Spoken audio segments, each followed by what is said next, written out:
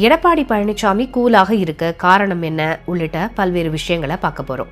முதல்ல தேமுதிகவை ஏன் கூட்டணியில சேர்க்காம கோட்டை விட்டது அதிமுக அப்படின்னு நம்ம ரிப்போர்ட்டர்ஸ் டீம் மூலமா சில தகவல்களை சேகரிச்சோம்.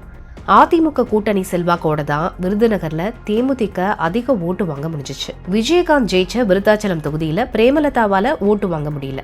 கடந்த 4-5 தேர்தல் கணக்குப்படி பார்த்தாலே சுமார் 2% ஓட்டு மட்டும்தான் தேமுதிக வாங்கியிருக்காங்கன்னு பல தகவல்களை சேகரிச்சு கொடுத்தாங்க. ஏற்கனவே கடந்த தேர்தலில் 1% முதல் 2% வரைக்கும் தானே வித்தியாசம். ஆட்சி மாற்றத்துக்காக அதுதானே காரணம்னு கேட்டோம். ஆமா, உண்மைதான். ஆனா கள நிலவரம் வேற மாதிரி இருக்கு. பேரம் பேசுற கட்சிகள் மக்கள் மத்தியில செல்வாக்கை இழந்துட்டாங்க. ஆளுங்கட்சிக்கு எதிரான வாக்குகள் ஒரே பக்கம் திரும்பி இருக்கு.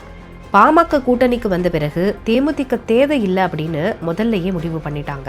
யாரும் கூப்பிடாத நிலையில வேற வழி இல்லாம தான் திமுக கூப்பிட்டு வச்சிருக்காங்கன்னு சொன்னாங்க. என்ஜினியரிங் கல்லூரி விற்ற விவகாரத்துல 100 கோடி ரூபாய்க்கும் மேல கொடுக்கல் வாங்கல் பிரச்சனை இருந்திருக்கு. இன்னொரு இடப்பிரச்சனையும் இருந்திருக்கு. இந்த ரெண்டையும் நாங்க முடிச்சு தரோம்னு சொன்ன திமுக கூட்டணி அக்ரிமெண்ட் போட்டிருக்காங்க அப்படின்னு நம்ம சோர்ஸ் மூலமா தெரிஞ்சுக்கிட்டோம்.